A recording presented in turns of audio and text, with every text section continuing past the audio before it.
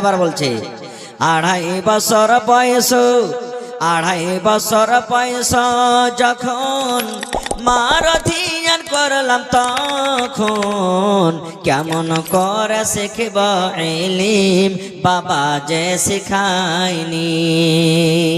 2.5 বছর বয়স, মা যেদিকে গেছে মা মা বলে মায়ের পিছনে পিছনে ঘুরে বেড়াচ্ছে, কখন ইলম শিখবো? বলছে বড় হ্যাঁ। ছেলেটা আবার বলছে 7 বছর বয়স, 7 বছর বয়স যখন গরুর পাখা ধরলাম তখন, 7 বছর বয়স যখন গরুর পাখা ধরলাম তখন কেমন করে শিখব ইলম বাবা যে শিখায়নি। 7 বছরকার বয়স, একটু যখন হাঁটতে উঠতে শিখেছি, মা বাপ আমাকে কথা বললেন না যে তুই পড়িতে যা রে, আমাকে কি বলছে, এরে সলিম, এরে ভল্টু, যা বেটা যা, গরুটা নিয়ে যা চড়াতে, যা ছাগলটা চড়াতে নিয়ে যা। গরু ছাগল চড়াতে চলে গেছি। বলছে আর একটু বড় হ্যাঁ। ছেলেটা আবার বলছেন 10 বছর বয়স, 10 বছর বয়স যখন হালের মুঠা ধরলাম তখন কেমন করে শিখব ইলম বাবা যে শিখায়নি। 10 বছরকার বয়স, বড় হইতে লেগেছে। তার বাপ কয়েছে তুই এখন জুয়ান হয়ে গেছিস বেটারে, যা হাল বাইতে যা, তুই খুব পারবি হাল বাইতে। হাল বাইতে চলে গেলাম। এখন হাল বাহার তো জামানা নাই, আল্লাহর রহমতে হাল বাইতে চলে গেলাম। এইবারে হাল বাইতে বাইতে বাইতে যখন একটু বড় হয়েছি, ঘন ঘন বাড়িতে আয় বেরিয়ে আসতে শুরু হয়ে গেল। তোর বেটার বিয়ে দিবি না? হ্যাঁ, তোর বেটার বিয়ে দিবি না গে? কাম কাজ করতে তো পাইছে, বউকে খাইটা খোটা খাওয়াইতে পারবে আলহামদুলিল্লাহ। 15 বছর বয়স হয়েছে। তখন ছেলেটা কি বলছে 15 বছর বয়স, 15 বছর বয়স যখন বিয়ে শাদি করলাম তখন কেমন করে শিখব ইলম বাবা যে শিখায়নি। 15 বছরকার বয়স, বিয়ে হয়ে গেল। বলছে বিয়ে পড়া হবে না? ছেলেটা আবার বলছে 20 বছর বয়স, 20 বছর বয়স যখন ছেলে মেয়ের বাপ তখন কেমন করে শিখব ইলম বাবা যে শিখায়নি। 20 বছর বয়স, 8 আনা 4 আনা হয়ে গেল। 8 আনা 4 আনা বুঝেন তো? বুঝেন ভাই? 8 আনা 4 আনা হয়ে গেল মানে কি, ছেলে পেলে ছাপুকা হয়ে গেল। তখন ওরা বিস্কুট চাইবে, আব্বা বিস্কুট দেন, চকলেট দেন, টাকা দেন। তো ওদের জন্য খাটতে যাবো, খাতা কলম নিয়ে মাদ্রাসা পড়িতে যাবো, স্কুল পড়িতে যাবো। তো কখন ইলম শিখবো? দায়ী কে হলেন? বাপ। এই জন্য প্রথমে কি করতে হবে? বাপকে ইলম শিখতে হবে। আজকে কত বাপ এমন আছেন, মনে দুঃখ করবেন না, আপনার বেটা ভাই ভাতিজা হিসেবে বলছি আপনাকে, মানুষ বিয়ে করার জন্য ছটফট করে পাগল করে, কিন্তু বিয়ে করার আগে কি কি তৈরি করতে হবে, বিয়ে করার আগে কি কি শিখতে হবে, এই জিনিসগুলো আমরা জানি না।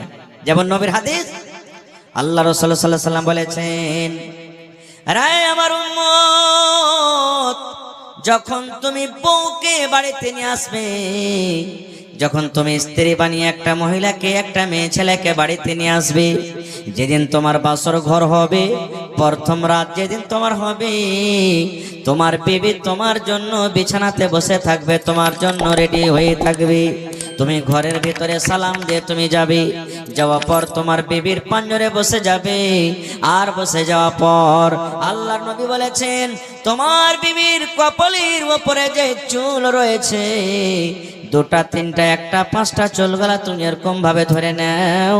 আর ধরার পর তোমাকে একটা দোয়া পড়িতে হবে, আল্লাহুম্মা ইন্নী আসআলুকা খাইরাহা ওয়া খাইরা মা জাবালতা আলাইহি ওয়া আউযু বিকা মিন শাররিহা ওয়া শাররি মা জাবালতা আলাইহি। কয়টা লোক পড়েছি? হ্যাঁ, ইয়া তো কি দোয়া করার টাইম থাকে যে মাওলানা। প্রথম রাত পেয়েছি, প্রথম রাত কত খুশির রাত, ইয়া তো কি কষ্ট করে দোয়া শিখে যায় আর কত ইন্তজার করা যায়, করবো না। এই মুসলমান, আর একবার দোয়াটা শিখলেন। যাদের সময় কেটে গেছে রে ভাই, চলে গেছে, যত আমার নওজওয়ান যুবক আছেন, আল্লাহর নবী বলেছেন, উম্মত নতুন বউ যখন তোমার পাঞ্জরে প্রথম দিন যাবে, প্রথম রাতের বেলাতে যাবে, মাথার উপরে তুমি চুলটা 3টা 4টা 5টা কপালের উপরে চুল গালা এরকম ভাবে ধরে নেবে। আর ধরা পর নবী বলেছেন এই দোয়াটা পড়বে, আল্লাহুম্মা ইন্নী আসআলুকা খায়রাহা ওয়া খায়রা মা জাবালতা আলাইহি ওয়া আউযু বিকা মিন শাররিহা ওয়া শাররি মা জাবালতা আলাইহি। কত মা খালা কত বহিন এমন আছে কি বলবে যে ওকে যদি দোয়া পড়িতে যায়, ও যদি পড়ালেখা না হয় তো কবে ইমিন সে আমার প্রথম রাতে চুল কেনে ধরছে, টি হাত না ধরে চুল ধরে টানাটানি করছে, কারণটা কি? এই জন্য বেটি ছেলেকেও পড়ালেখা দরকার। আজকে তো না আমরা বেটা ছেলে পড়ালেখা করছি না বেটি ছেলে পড়ালেখা করছি। যেমন একটা সহিহ হাদিস আল্লামা নাসিরউদ্দিন আলমানি রাহিমাহুমুল্লাহ হাদিসটাকে সহিহ বলেছেন কি, এক বাপ নিজের বেটির বিবাহ দিবে, বাপ নিজের বেটির বিবাহ দিবে, বেটি ইনকার করছে আব্বা আমি এখন বিয়ে করব না। খো বাপ চলে গেলেন নবীর দরবারে, নবীজি আমি আমার আব্বার আমি আমার মেয়ের বেটির বিবাহ দিব, আমার বেটি ইনকার করছে যে আমি বিয়ে করব না, হয়তো একটু বুঝান তো তাকে। নবীজি বললেন তোমার বেটিকে এনেছো? বলছেন না। বলছে যাও তোমার বেটিকে নিয়ে এসো। বেটির সাথে করে চলে গেলেন। এই আমার ভাইরা মায়েরা খালারা শোনেন, আল্লাহর নবী বলছেন রে আল্লাহর বান্দি, তোমার আব্বা জান তোমার বিয়ে দিবে, হয়তো তোমার জন্য একটা সুন্দর ছেলে খুঁজেছে কিংবা খুঁজবে, তোমার আব্বা জান ইরাদা করেছে তোমার বিয়ে লাগিয়ে দিবে। আল্লাহর বান্দি তুমি ইনকার করো, তুমি রাজি হয়ে যাও, তোমার আব্বার কথাটা হলে মেনে নাও, তোমার আব্বা জানের কথা তুমি শুনে নাও, তোমার আব্বা জান তোমার বিয়ে দিবে, তুমি রাজি হয়ে যাও, তুমি ইনকার করছো, ইনকার করার কারণটা কি? বলছেন আল্লাহর বান্দি তুমি তোমার আব্বার কথা কেন মানো না? দেখেন ইলম কি জিনিস, পড়ালেখা কি জিনিস।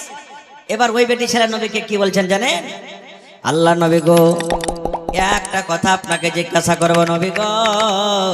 কি কথা জিজ্ঞাসা করব? সেই বেটি ছেলে বলছে নবীজি আমার আব্বা জান আমার বিয়ে লাগাবেন, কিন্তু নবী গো আমি এই কথাটা জানি না, আমার যেটা স্বামী হবে আমি স্বামীর খেদমত করব কেমন করে নবী গো? স্বামীর খেদমতের ব্যাপারে আমার কোনো জ্ঞান নাই। স্বামীর বাড়িতে কেমন ভাবে আমি থাকবো, শ্বশুরের খেদমত কেমন করে করব, শাশুড়ির খেদমত কেমন করে করব, কিভাবে আমার স্বামীর কাছে থাকবো, নিজের স্বামীর মনটাকে আমি কাটতে পারবো, আমার স্বামীর কিভাবে আমি হক করব, খেদমত করব, যে আমার স্বামীর হক আমি আদায় করতে পারবো, এই ব্যাপারে আমার কোনো জ্ঞান নাই, কোনো বুদ্ধি নাই। নবী গো আমার স্বামীর ব্যাপারে প্রথম আপনি আমাকে জ্ঞান দেন, যে আমার উপরে আমার স্বামীর কতটুকু হক করেছি আমি শুনবো, তারপর আমি ফয়সালা নেব। কত সুন্দর প্রশ্ন। নবীজি আমার স্বামীর কতটুকু আমি খিদমত করব যে আমার স্বামী আমার পরে রাজি হবে, আমি হক আদায় করতে পারবো, এই ব্যাপারে আমার জ্ঞান নাই, আগে প্রথমে আপনি আমাকে বুঝান। নবী আমার কি বললেন? ওই পেটি ছেলের জন্য শুধু নয় রে, কিয়ামত পর্যন্ত যত মহিলা যত বেটি ছেলেরা দুনিয়াতে আসবেন সমস্ত মহিলাদের জন্যই হাদিস, সমস্ত মহিলাদের জন্যই জ্ঞান।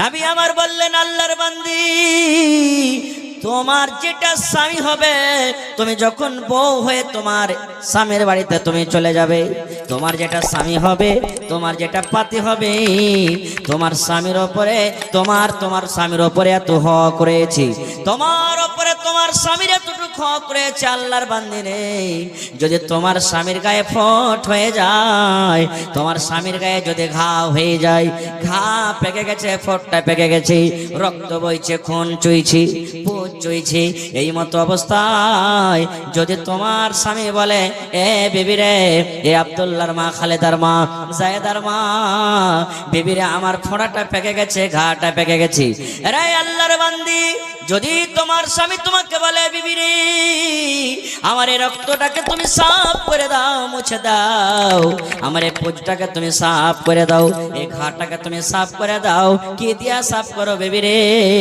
তুলা দিয়ে সাফ করতে হবে না, কাপড় দিয়ে সাফ করতে হবে না, পানি দিয়ে সাফ করতে হবে না, আল্লাহ রাব্বুল আলামিন তোমাকে জিহ্বা দিয়েছে বেবি রে, এই জিহ্বা দিয়ে চেটে চেটে চেটে চেটে তুমি এই রক্তকে সাফ করে দাও। জিহ্বা দিয়ে চেটে চেটে চেটে চেটে চেটে চেটে তুমি এই ঘাকে সাফ করে দাও। নবী বলেছেন মহিলা, যদি তোমার স্বামী এই মতো আদেশ করে তোমাকে, আর তুমি যদি জিহ্বা দিয়ে চেটে চেটে চেটে তোমার স্বামীর রক্তকে যদি তুমি সাফ করে দাও, তোমার উপরে তোমার স্বামীর এতটা হক রয়েছে বান্দি রে, এতখানি করার পরও তোমার স্বামীর তুমি হক আদায় করতে পারবে না। নারে তাকবীর। তাহলে কি বুঝলাম? আজকে মা খালার অবস্থা, খালি এক গ্লাস পানি চেহে দেখছেন আপনি কোন জায়গাতে আইছে, তাহলে আর পারা গরম মিনসা গজুয়া কাহেকার। তোমার কপালে কি চোখ নেই? তুমি এক গ্লাস পানি গেলে নিয়ে খাইতে পারবে না। খো এমন টেড়া ঘুচা করে ভাই আপনাকে জবাব দিবে, এক গ্লাস পানি কি খাইবেন? বলবেন যে আল্লাহ এই বাড়িতে আসো আমার পাপ হইলো, আর এর কাছে পানি চাও পাপ হয়ে গেল। না জানার কারণ কি জানেন? সুবহানাল্লাহ, ইলিম শিক্ষা। বলার উদ্দেশ্য ভাই যে রাসূল বলেছেন কাকে? মহিলাকে, যে তুমি যদি তোমার স্বামীর রক্তকে সাফ করে দাও, জিভে দিয়ে চেটে চেটে ঘাকে সাফ করে দাও। সাফ করতে হবে না, যদি আদেশ করে তোমার স্বামী আর তুমি যদি করে দাও সাফ, এতখানি তোমার উপরে তোমার স্বামীর হক। আল্লাহ রাসূল বলেছেন যে তাও তোমার স্বামীর হক আদায় হবে না। এই সমস্ত জিনিস কখন আমরা জানতে পারবো? আমার বহিনেরা কখন জানবেন? যখন মাদ্রাসা থাকবে, যখন মাদ্রাসাতে পড়ালেখা করবে, যখন মাদ্রাসাতে পড়িতে যাবেন, তখন জানতে পারবেন। আর যদি মাদ্রাসায় না থাকে, বেটিরাকে যদি আমরা মাদ্রাসাতে না পড়াই, বেটারাকে মাদ্রাসাতে না পড়াই, কেমন করে জানবে ভাই? কেমন করে জানবে? এই জন্য বাপকে প্রথমে পড়ালেখা হইতে হবে। এইবারে দুয়া আপনি পড়ে দিলেন, 2 নম্বরে চলেন। বেয়াদবি মাফ করবেন। যতটি ভাই এখানে বসে আছেন, আমি একটা একটা করে যদি জিজ্ঞাসা করি, না না হে, কার 10টা ছেলে হয়ে গেছে, কার 5টা ছেলে, কার 3টে ছেলে, কার 4টে ছেলে, বিবির কাছে যে যাইবেন, বিবির সাথে মিলন করবেন, তো মিলন করার আগে একটা দোয়া পড়িতে হবে। কহেন তো কয়টা লোক জানছেন? কয়টা লোক পারবো দোয়াটা পড়িতে? হে দোয়া কি জি মৌলভী সাহেব, দোয়া আর কি পড়বো? দোয়া না দোয়া। এই আমার মুসলমান শুনেন, শরীয়তে কথা বলছি ভাই রে, নবীর হাদিস বলছি। আল্লাহর নবী বলেছেন উম্মত, তোমার বিবির সাথে মিলন করার আগে রে, তোমার বিবির সাথে সহবাস করার আগে তোমাকে একটা দোয়া পড়তে হবে। নবী বলেছেন কি দোয়াটা পড়তে হবে? বিসমিল্লাহি আল্লাহুম্মা জান্নিবিনা শাইতান ওয়া জান্নিবিশ শাইতানা মা রাযাকতানা। বিসমিল্লাহি আল্লাহুম্মা জান্নিবিনা শাইতান ওয়া জান্নিবিশ শাইতানা মা রাযাকতানা।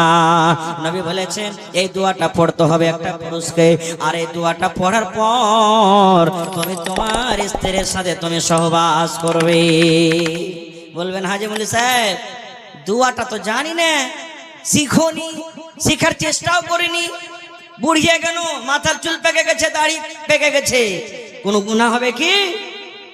কত বড় ক্ষতি শোনেন, কত বড় পাপ, কত বড় গুনাহ। আমার কথা নাই ভাই রে, নবী আমার বলেছেন যদি আপনি বিনা দোয়াতে বিবির কাছে আপনি চলে যান, বিনা দোয়াতে যদি বিবির সাথে সহবাস করলেন, মিলন করলেন, ওরে আল্লাহ নবী বলেছেন যতবার বিনা দোয়াতে আপনি জীবনে বিবির কাছে যাবেন বা গিয়েছেন, অতবার আপনার সাথে সাথে শয়তান আপনার বিবির সাথে গিয়েছে, আপনার বিবির কাছে গিয়েছে। যতবার আপনি বিনা দোয়াতে মিলন করেছেন, শয়তান আপনার সাথে সাথে আপনার বিবির কাছে গিয়েছে। চোখে দেখতে পাই না বলে কোনো গুনাহ নাই, কোনো ভুল নাই। কত বড় নোকসান, কত বড় আমরা ভুল করছি। এই ভুলগুলো আমরা কোথায় সুধার করব? সুবহানাল্লাহ। এই যে রমজান মাস চলে আসছে, রোজার মাস চলে আসছে, সুবহানাল্লাহ। রমজান মাসে, রোজার মাসে বিবির সাথে আমরা মিলন করতে পাবো কি পাবো না? এগুলা কোথায় শিখবেন? মাদ্রাসাতে শিখতে হবে। যারা মাদ্রাসা যেতে পারেননি, এই ধরনের জালসা জুলুসে শিখতে হবে। রোজার হালাতে, রোজার দিনে সাহারি খাওয়া থেকে নিয়ে, অর্থাৎ ফজর আজান থেকে নিয়ে ইফতারি করা পর্যন্ত বিবি আমার আপনার জন্য হারাম। হারাম বলতে সহবাস করা হারাম। রাতের বেলাতে হালাল, রাতের বেলাতে হালাল, এমনি দিনও এমনি টাইমও। আপনি কি করেছেন? বিবির সাথে মিলন করে নিয়েছেন, মিলন করার পর আমি যদি আপনাকে বলি, রে আল্লাহর বান্দা, বিবির সাথে মিলন করেছেন, গোসল ফরজ হয়ে গেছে, আল্লাহর ওয়াস্তে একটু বলেন তো কয়টা লোক জানছি ফরজ গোসল কিভাবে করতে হয়?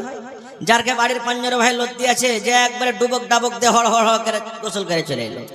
মোটর যারকে বাড়িতে আছে, নল চালু করে দিলে গোসল করে চলে এলো। কল বাড়িতে আছে, টিউবওয়েল দাবিয়ে চলে এলো। এই নওজওয়ান মুসলমান শোনেন, আল্লাহ রাসূল সাল্লাল্লাহু আলাইহি সাল্লাম যেভাবে গোসল করার আদেশ করেছেন, বন্ধুরে, নবী যেভাবে গোসল করেছেন, যদি আমার আপনার গোসল যদি নবীর তারিকা মতন যদি না হয়, জীবন ভর গোসল করতে গেল একদিনও কিন্তু গোসল হয়নি। নবীর তারিকা মতন গোসল করতে হবে, তাহলে গোসল হবে। কেমন করে করতে হবে? কেমন করে গোসল করতে হবে? ফরজ গোসল করার নিয়ম কি? একটা মেয়ে ছেলে, একটা বেটি ছেলে, একটা বেটা ছেলের ফরজ গোসলের নিয়ম কানুন একটাই, কোনো আলাদা আলাদা নাই। আমার সময় খুব কম, আল্লাহ যদি বাঁচিয়ে রাখে বেশি না, আবার কোনোদিন আলোচনা করব যে ফরজ গোসল কিভাবে করতে হয়। তাহলে ফরজ গোসলের ব্যাপারটা আমাদেরকে জানতে হবে। আর একটু আগে চলেন। সুবহানাল্লাহ। এই ভাই মুসলমান, আল্লাহ রাসূল সাল্লাল্লাহু আলাইহি ওয়াসাল্লাম বলেছেন, যখন তোমার সন্তানটা দুনিয়াতে চলে আসবে, তোমার সন্তান বেটা হোক কিংবা বেটি হোক, যখন দুনিয়াতে চলে আসবে, আল্লাহর নবী বলেছেন 7 দিনের দিনে তুমি আকিকা করো। 7 দিনের দিনে তোমাকে আকিকা করতে হবে। বেটা ছেলে যদি হয় 2টা ছাগল জবাই করতে হবে। কত ভাই এমন আছেন বারবার করে ফোন জিজ্ঞাসা করবেন, মৌলানা আগেকার ছেলে পিলার দেখতে দিতে পাইনি, এখন যে মৌলানা একটা গরু জবাই করতে গেলে আকিকা হবে কি হবে না? প্রথম নম্বর কথা বন্ধুরি, গরুর আকিকা করা চলবে না। গরুর আকিকা করার হাদিসে কোনো প্রমাণ নাই। ভুঁসের আকিকা করা চলবে না। যেটা নবী বলেছেন, বেটা ছেলে যদি হয় 2টা ছাগল বকরি কিংবা ভেড়া ভেড়ি আপনাকে জবাই করতে হবে। আর যদি বেটি ছেলে হয়, একটা আপনাকে বকরি কিংবা ছাগল জবাই করতে হবে। 7 দিনের দিন করতে হবে। ভালো নাম রাখতে হবে। আব্দুল্লাহ, আব্দুর রহমান, খালেদা, জায়েদা, সাফিয়া, হাবিবা রাখতে হবে। যেগুলো শরীয়ত বিরোধী নাম, ওই সমস্ত নাম থেকে কিন্তু আমাদেরকে বাঁচতে হবে। নারে তাকবীর। আমাদের নাম কি রাখা? এই যে মোবাইলে দেখবো, কার নাম রিঙ্কি, কার নাম পিঙ্কি, কার নাম টিঙ্কি, কার নাম চিঙ্কি, কার নাম কুড়ানি, কার নাম ঝাটনি, কার নাম কাঢ়লি, কার নাম লাকফড়ি, কার নাম কপালপুরি, কার নাম ঠোঁটপুরি। এই নাম আমার বেটা ছেলের নাম কি? রিঙ্কু, চিঙ্কু, পিঙ্কু, টিঙ্কু, ডাবলু, এগুলা নাম। একটা গল্প বলছি ভাই আপনার সামনে 2 মিনিটে। গল্পটাতে ইবরাত আছে। এক জালসা হয়েছে, মৌলানা ওয়াজ করেছেন, দেখেন ভাই, ছেলে পিলা বাড়িতে জন্ম নিতে গেলে নাম ভালো রাখতে হবে। মৌলানা ওয়াজ করেছেন। তো পেন্ডালের ভিতরে একটা মোটা হয়েছে মানুষ ছিল ভাই। ওই লোকটা, ওর একটা বেটি হয়েছে, আর ওই বেটিটার নাম রেখেছে জোসনা। বেটিটার নাম কি রেখেছে? জোসনা। এইবারে মৌলানা যখন ওয়াজ শুনলেন যে এবারে ছেলে পিলার নাম ভালো রাখতে হবে, বাড়ি সকালবেলাতে গেছেন, কিছুদিন পর একটা ওর বেটা হয়েছে। ওর স্ত্রীকে বলছে, হাজি ওই যে বিজলি গ্রামেটা নাকি, বিজলি না বিজলি, বিজয়লি, বলছে বিজয়লি গ্রামে হোসেন মৌলানা ওয়াজ করেছে যে ছেলে পেলার নাম ভালো রাখতে হবে। তো বেটা হয়েছে, তো চলো কোনো মৌলানার কাছে যাই, যে জিজ্ঞাসা করবো। চলে গেলেন মৌলানা তহিদ আলম সাহেবের কাছে, বা চলে গেলেন আমার সভাপতি সাহেবের কাছে, বা চলে গেলেন কোনো মৌলানার কাছে। যে বলছেন যে মৌলানা আমার বেটা হয়েছে, একটা ভালো নামগুলা রাখেন তো। তো মৌলানারা নাম রাখবেন, বা যারা পড়ালেখা মানুষ নাম রাখবেন, তো ভালো নামটা রাখবে যে ভাই। তো মৌলানা বলছেন যে যাও তোমার বেটার নাম আব্দুর রহমান রাখো। বলছে যে মৌলভী সাহেব পুরানা নামগুলা কেন তুমি রাখছো, জি লয়া নামগুলা বলো না। তো বলছে যাও তুমি করো, তাহলে আব্দুল সাত্তার রাখো, এইটা আমার ভাতিজার নাম। তো বলছে তাহলে শহীবুর রহমান রাখো, এইটা আমার চাচতো ভাইয়ের নাম। তো কি করবে তাহলে? ওই নতুন একটা নামগুলা রাখেন। ওই আশফাক আলম রাখো, ওই যেটা আমার ভাইগনার নাম, এর নাম রাখা হবে না। আপনারা বলেন তো, গ্রামে কোনো এমন নাম নাই যে ওই নামটা পাওয়া যাবে না, আছে না নাই? মৌলানা মান্তিক পড়ালো, ভাবে চিন্তা করেছে এই নামের পছন্দ হবে না। তখন ওকে বলছে এক কাম করো, তোমার বেটার নাম ছিড়া রেখে দাও। কি রাখো? ছিড়া রেখে দাও। বলছে হ্যাঁ এটা নতুন নাম আছে জি মৌলানা, চলবে, এটা গ্রামের মধ্যে কহরির নাম নাই। ঠিক বেটার নাম হয়ে গেল কি কথা বলেন ছিঁড়ে। ঠিক কিছুদিন পর আবার একটা বেটা হয়ে গেছে, আবার ফের দৌড়াতে দৌড়াতে চলে এসছে মৌলানা ওই যেমন আগে নামটা রেখেছিলেন আর বড় বেটার নাম ছিঁড়ে, ওরকম ধরনের একটা নাম রাখেন যেটা গ্রামে কাহরের নাম নাই। মৌলানা ভাবা চিন্তা করে বলছে এর নাম তুমি ফুটা রেখে দাও। কোহেল কাটার নাম ছিঁড়ে, এর নাম ফুটা। বলছে হ্যাঁ এটা নাম ভালো আছে, গ্রামে কাহরের নাম নাই। দুটা বেটা হয়ে গেল। ফের থাকে থাকে থাকে থাকে কিছুদিন পর আবার একটা বেটা হয়ে গেছে। আবার ফের মৌলানার কাছে চলে এসছে, মৌলানা বড় বেটার নাম হলো ছিঁড়ে, মাঝে বেটার নাম হলো ফুটা, এবারে এর নামটা আপনি ভালো দেখে ওরকম একটা নতুন নাম রাখেন। বলছে এর নাম তুমি রেখে দাও বাসি। কি রাখো? বাসি। তিনটা হয়ে গেল। ফের থাকে থাকে থাকে থাকে কিছুদিন পর আর একটা বেটা হয়ে গেছে। আর আমারকে বর্তমান জামানাতে জয়টা বেটা হয়ে গেল তো এখানে টিকিট লেগে গেল নাকি? জয়টা বেটা হয়ে গেল, মনে করছে খালি মুচে তাল দেবে, কুঠি বোঝাবে আমার একদিন ইনশাআল্লাহ। তো 4 নম্বর বেটা হয়ে গেছে। আবার দৌড়াতে দৌড়াতে মৌলানার কাছে চলে এসছে, মৌলানা বড় বেটার নাম আপনি রেখেছেন ছিঁড়ে, দ্বিতীয় বেটার নাম রেখেছেন ফুটা, 3 নম্বর বেটার নাম রেখেছেন বাসি, 4 নম্বর বেটা হয়েছে মৌলানা এরকম একটা ভালো নাম গালা রাখেন। মৌলানা বলছেন যে তোমার 4 নম্বর বেটার নাম রেখে দাও লাঠি। কি রাখো? লাঠি। বড় বেটার নাম ছিঁড়ে, মাঝে বেটার নাম ফুটা, আর 3 নম্বর বেটার নাম হয়ে গেল কি বাসি, 4 নম্বর বেটার নাম লাঠি, ছোট বেটার নাম। সময় কেটে যায়, জোসনা আস্তে আস্তে 15-16 বছরকার বয়সের হয়ে গেছে। এবার দেখতে আসবে বাড়িতে জোসনাকে। আপনারা বলেন ইমানদারির সাথে, আপনারা যদি 4-5টা ভাই থাকেন আর আপনার বাপ বাড়িতে আছেন গার্জিয়ান হিসাবে, যদি কোনো ভাইকে বা আপনার কোনো বোনকে দেখতে আসে, আপনার আব্বা বলবে না বেটারে শোন লোকজন বাড়িতে আসছে ভালো হয়ে থাকবি বেটা, যেমনই আসবে কেউ পানি আনবি, কেউ খাইতে দিবি, কেউ বিছান কাঁথালে আসবি, কেউ কুরসি দিবি, কেউ কিছু দিবি, বলে কি বলে না ভাই? তো জোসনার বাপ মানে ওই ফুটা ছিঁড়ার বাপ বেটারাকে রাইতের বেলাতে বুঝেছে। কি বুঝেছে?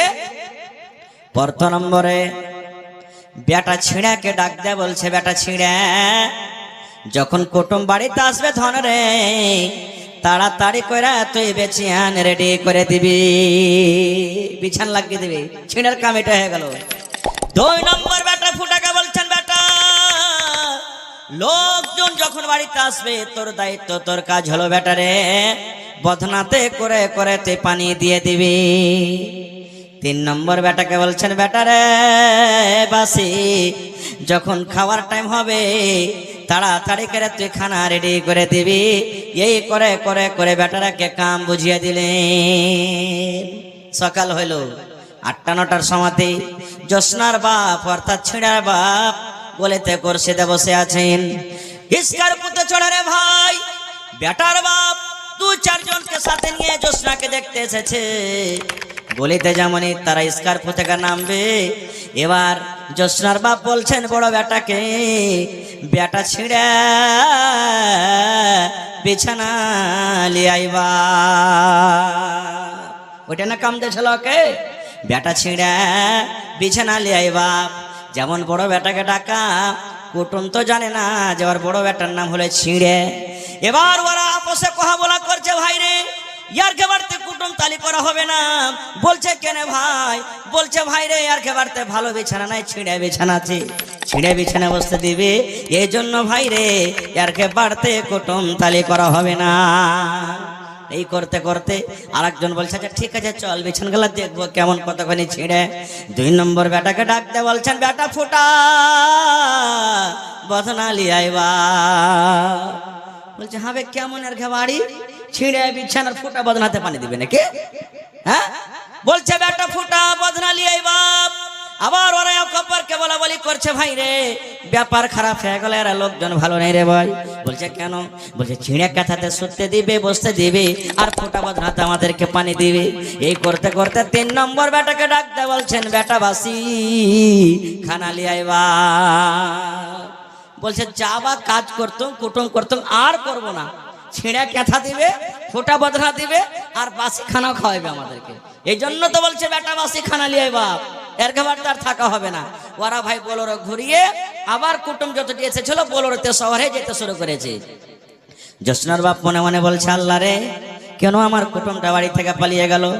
বেটা ছিঁড়েকে ডাকনু, বেটা ফোটাকে ডাকনু, বেটা এই বাসিকে ডাকনু। 3 বেটার নাম নেওয়ার পর আমার কুটুম আমার বাড়ি থেকে চলে যায়। এবার 4 নম্বর বেটাকে একবার ডাক দিত, দেখছি বেটা লাঠি এখানে আইবা, বেটা লাঠি এখানে আইবা। কুটুম যখন শুনেছে ওরে বলছে ভাইরে তাড়াতাড়ি করে পালা, না পালালে এবার লাঠি দিয়ে কিন্তু সুতিয়ে দিবে।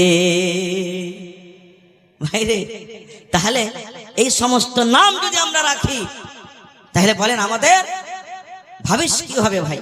আমরা কোথায় যাব? শেরশাবাদীর নাম সব থেকে ডাবল, 3 ডাবল, 4 ডাবল, 5 ডাবল আসছে।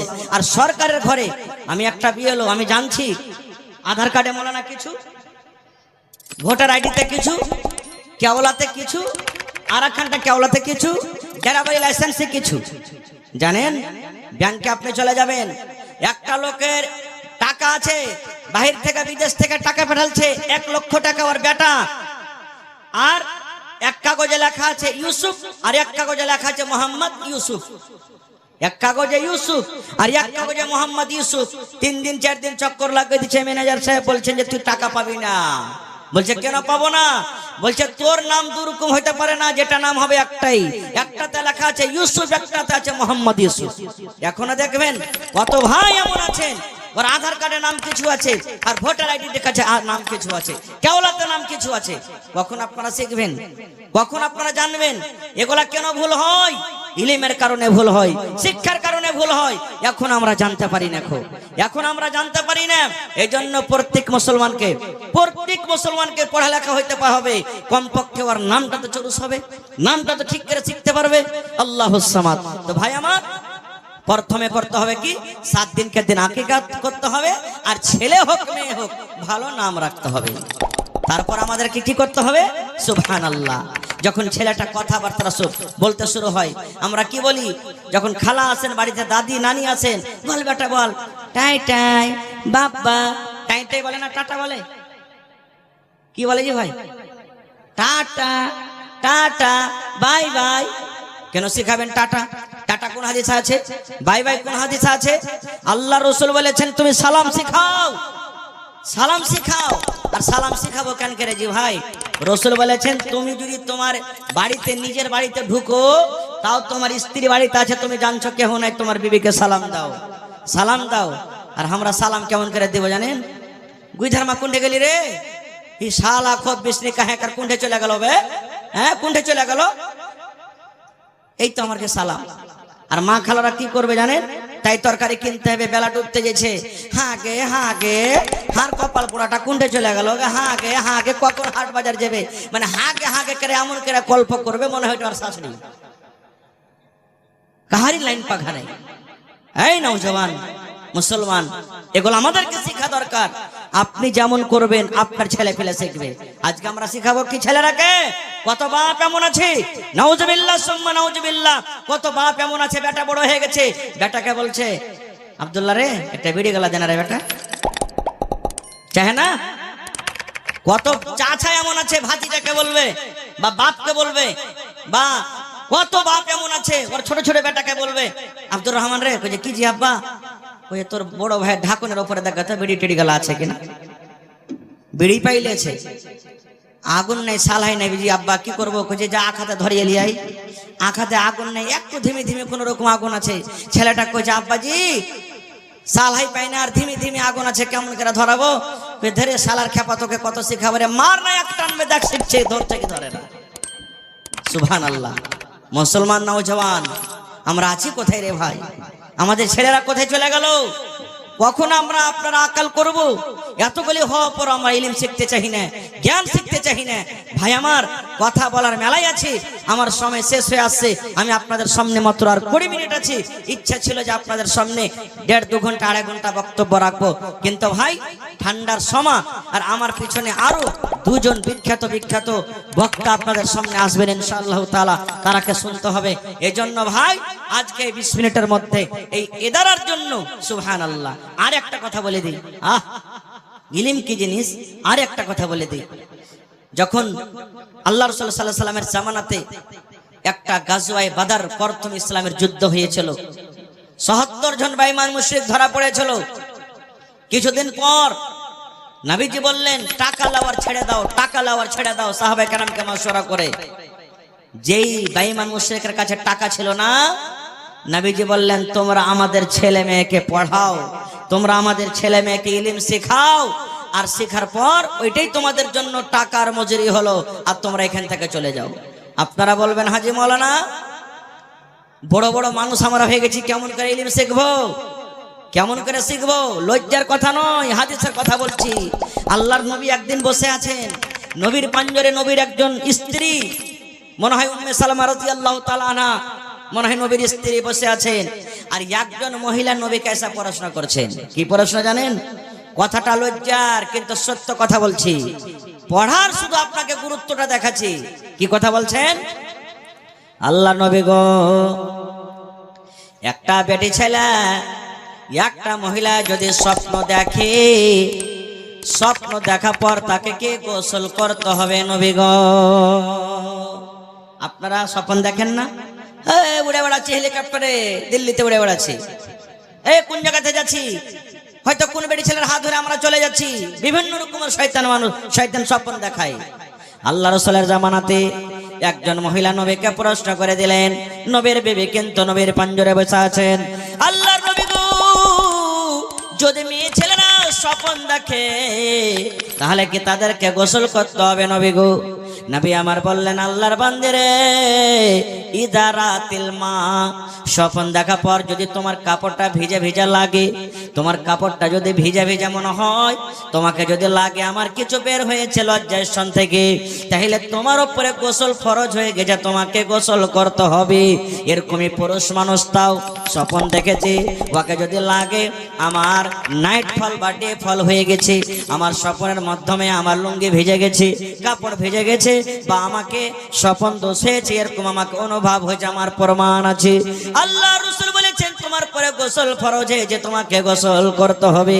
আর যদি তোমাকে কিছু নাই মনে হয়, সুখা সুখা লাগে, তুমি স্বপ্ন দেখেছো, তোমার কিন্তু কিছু তোমার প্রমাণ নাই, নবী বলেছেন এই মত অবস্থায় তোমাকে গোসল করতে হবে না। কেন হাদিসটা বললাম? মহিলারা পর্যন্ত নবীর কাছে ইলম শিখতে এসেছে। জি ভাই, আপনার মতন বড় বড় সাহাবী, কে বড় বড় সাহাবী? নবীজের শ্বশুর হায়রাত তোমার রাদিয়াল্লাহু তাআলা আনহু, 3-4 পাতার লম্বা হাদিস রে ভাই, আমি হাদিসের দিকে যাব না।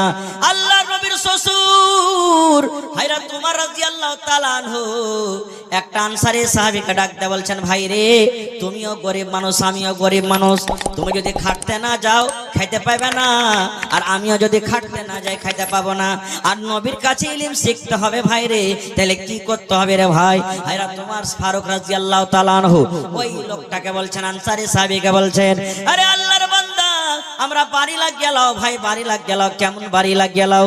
বলছে একদিন আমি খাটতে চলে যাব, তুমি নবীর পাঞ্জরে ইলম শিখবে, আর আমি সারাদিন কাম কাজ করার পর মজুরি যা পাবো আমি হাফ মজুরি আমার ছেলে মেয়ের জন্য রাখবো, আর হাফ মজুরি তোমার ছেলে মেয়ের জন্য আমি দিয়ে দিব, আর তুমি দিনের বেলাতে বা রাতের বেলাতে নবীর কাছে যা ইলম শিখবে, সন্ধ্যা বেলাতে তুমি এক এক করে আমাকে শিখিয়ে দিবে।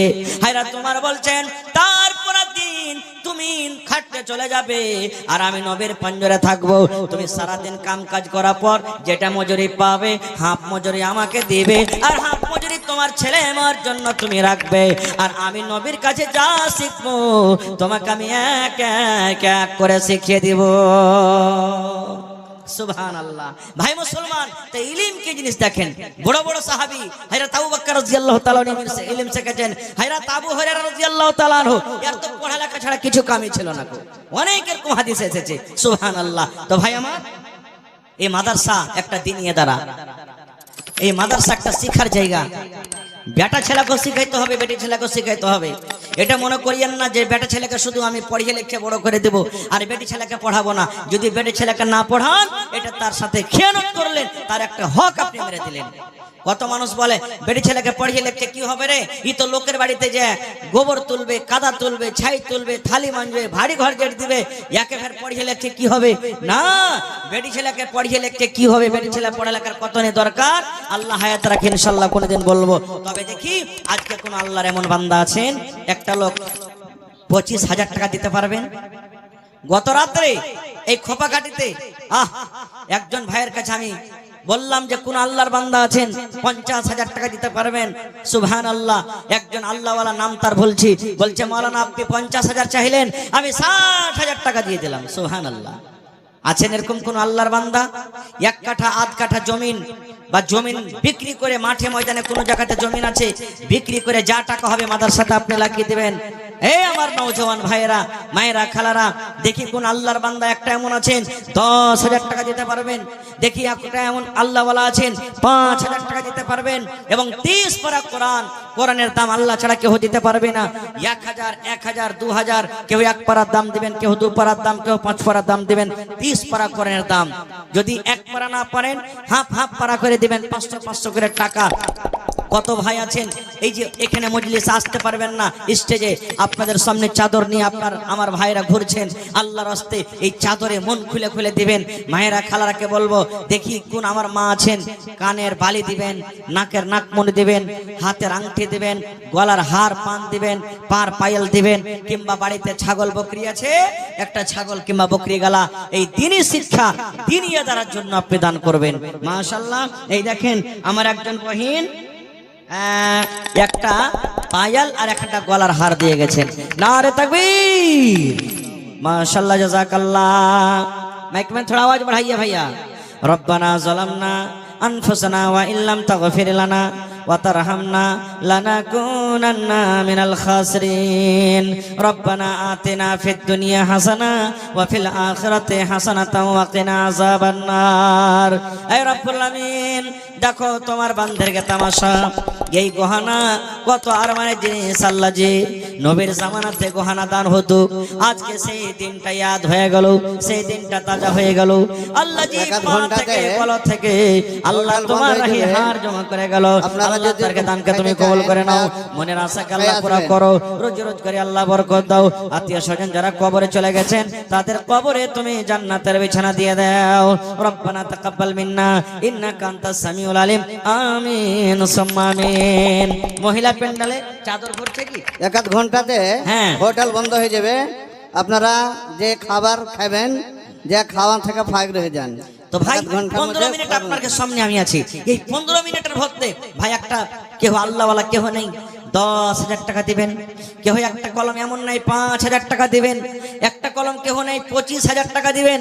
এবং 30টা লোকের কাছে আমি আবদার করেছি, 30 পারা কোরআনের দাম 30,000 টাকা। যদি 1,000 করে দেন 30টা লোক লাগবে, 2,000 করে দেন 15টা লোক লাগবে, আর যদি বলেন মাওলানা 500 করে দিব তাহলে 60টা লোক লাগবে। আসেন তো দেখি, বিসমিল্লাহ করেন আমার হাতে। কোন আল্লাহর বান্দা আছেন? ভাই মা কবরে চলে গেছেন, আব্বা কবরে চলে গেছেন, নবীর হাদিস, নেককার দিনদার বেটা বেটিরা মা বাবার জন্য যদি দান করে, দোয়া করে, আল্লাহ তাবারাক ওয়া তাআলা ওই দানকে তার কবরে কিন্তু পৌঁছিয়ে দেয়। আসেন দেখি কোন মা, খালা, দাদি, নানি কে এমন আছেন যে মাওলানা আমি 1 পারার দাম কিংবা 1 পারার দাম দিব। একটা মা খালার কাছে আমি ছাগল বকরির আবদার করলাম, সকাল বেলাতে দিবেন, খালি এখন জানিয়ে দেন মাওলানা আমি একটা ছাগল দিলাম, সকাল বেলাতে দিয়ে দেব। দেখি 1 কাঠা জমিন গালা দেনাওয়ালা কে আছেন, 1 ডিসমিল জমিন দেনাওয়ালা কে আছেন? ভাই দুনিয়াতে আমরা এসেছি একাই, আবার একাই চলে যাব, যেটা জমা করে যাব এটাই জমা থাকবে, আর এটাই আমরা কিয়ামতের দিন পাবো। এই